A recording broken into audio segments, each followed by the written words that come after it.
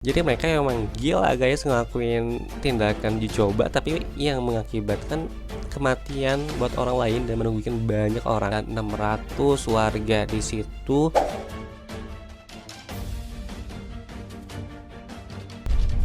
Nah, pada tanggal 27 Juni 1994 nih guys, terjadi serangan gas sarin. Nah, gas ini pun guys disemprotkan oleh truk kulkas yang menguap selama kurang lebih 10 menit ke rumah 3 orang hakim. Nah, kenapa nih guys tujuannya itu ke si 3 hakim ini? Nah, sebenarnya nih guys, si 3 orang hakim ini sedang mengusut kasus penipuan tanah yang melibatkan sekte Aum Sindikyo. Nah, menurut informasi nih, karena mereka nggak mau diusut, terus mereka nggak mau terkena masalah, akhirnya mereka pun melakukan tindakan kejahatan tersebut dengan mengirimkan gas sarin ke rumah masing-masing hakim tersebut nih, yang 3 orang tadi itu. Nah, tapi nih guys, anggota dari Aum Sindikyo pun mengakui kalau misalkan ya mereka yang lakuin kejahatan tersebut, yang ngirim paket gas sarin ke rumah hakim-hakim itu. Tapi mereka tuh alasannya, katanya nih guys, mereka melakukan itu tuh untuk uji coba. Uji coba apa coba? Uji coba untuk melakukan serangan gas sarin di kemudian tahun, di tahun selanjutnya. Nah guys, akibat dari kiriman gas sarin ini, ketiga hakim itu pun dilaporkan meninggal bersama 4 orang lainnya. Terus dilaporkan 1 orang koma di rumah sakit dan 600 warga di situ terkena dampak dari gas sarin dan terpengaruhi mentalnya.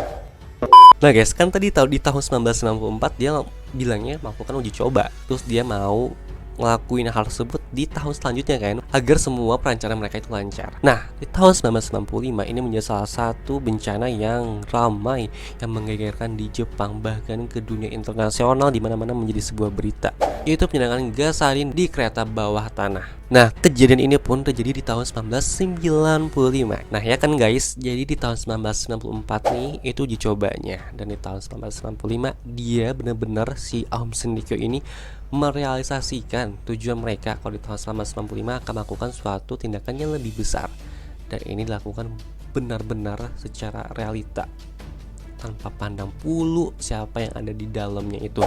Nah guys, Aum Sindikyo menempatkan 11 kontainer sarin di 5 stasiun yang ada di Jepang. Kejadian ini pun guys terjadi di tanggal 20 Maret 1995, di mana nih saat di pagi harinya di sekitaran jam 8, 5 anggota Aum Sindikyo naik kereta bawah tanah yang membawa gas sarin di dalam tasnya. Nah, masing-masing di antara mereka ini mereka udah stay atau mau ke tujuan masing-masing stasiun. Nah, ketika mereka sudah berada di tempat target, nah di waktu yang telah terkoordinasi, mereka pun melakukan aksinya dengan cara melubangi kantong sarin ini dengan ujung payung yang runcing dan berlari keluar kereta ketika si pintu kereta ini baru mau ditutup.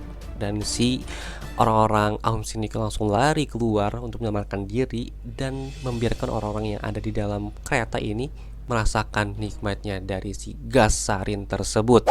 Nah, saat cairan menguap di dalam kereta, banyak banget nih penumpang-penumpang yang gak kuat dan mereka akhirnya keluar dari kereta. Dan si penumpang yang berada di dalam kereta pun mulai merasakan kesakitan akibat asap tersebut. Si penumpang pun terus lari keluar gitu kan dari kereta. Tapi nih guys, yang namanya gas, mereka tuh masih menguap di dalam kereta. Dan di setiap pemberhentian stasiunnya, si uap gasan ini langsung menyebar kemana-mana di setiap stasiun yang mereka berhenti. Penumpang ini berlari keluar dari kereta. Namun nih guys, si asapnya ini kan masih bisa nyebar kemana-mana kan, ya kan? Dan si racunnya juga bisa nempel di baju orang atau di kulit, yang misalkan mereka nyentuh orang ya bakal kena juga dari gas racun tersebut. Karena insiden tersebut nih guys, dikabarkan total ada 13 orang yang meninggal dunia, sementara 6.000 lainnya mengalami gangguan fisik dan gangguan mental. Gila tuh guys, kebayang gak sih ada 6.000 yang terkena dari dampak gas sarin yang beracun itu.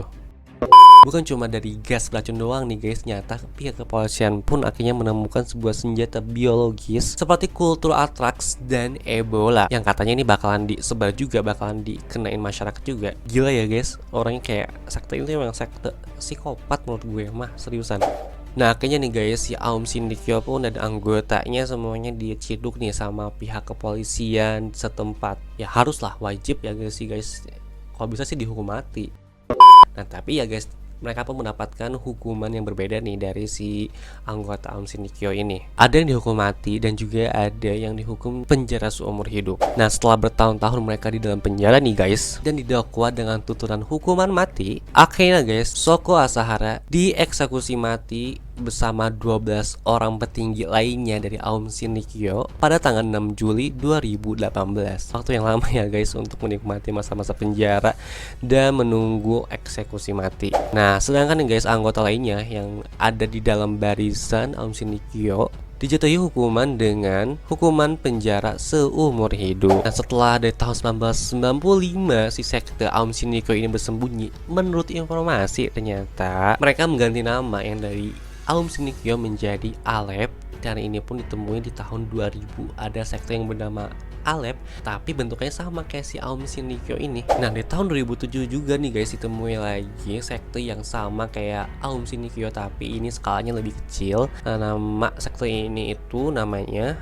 Hikari Noa yang dipimpin oleh mantan juru bicara Aum Shinrikyo yaitu Fumi Hirojoyu. Makanya ya guys, namanya juga mantan dari anggota Aum Shinrikyo, pasti dia bakal ngedirin lagi yang sama, serupa namun tak beda gitu kali ya. Nah, sejauh ini bilang kalau agama barunya ini beda jauh dari Aum Shinrikyo dan dia ingin melakukan hal yang lebih baik dari Aum Shinrikyo. Nah guys, itulah informasi atau berita tentang agama sekte yang gak jelas di dunia. Jangan lupa untuk di like, subscribe, dan nyalakan notifikasinya. Thanks guys sudah nonton video gue.